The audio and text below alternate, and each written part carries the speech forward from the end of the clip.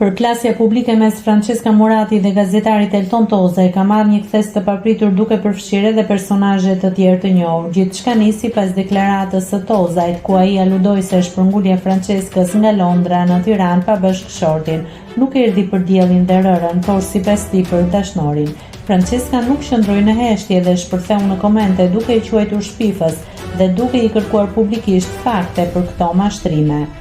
Pas këtij debati, në lojë ka hyrë edhe ish finalisti Big Brother VIP5 Robert Sterka, i cili ka zgjedhur t'i dalë hapur në mbrojtje Franceskës, duke sulmuar ashpër gazetarin.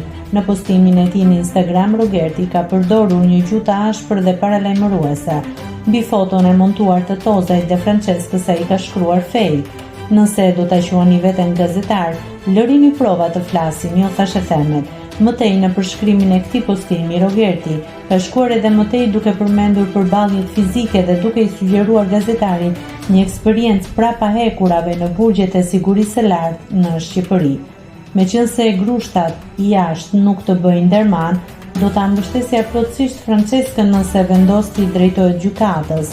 Një kohë e shkurtër, një përballje me ato tek burgu i Peqinit apo i Reçit do të bëjë më shumë mirë se sa të përhapësh thashë theme. Nëse klikoni mbi butonin subscribe, do t'ju shfaqen të gjitha publikimet tona. Ju ftoj t'i bëni subscribe kanalit, të pëlqeni videot dhe të lini komentin tuaj.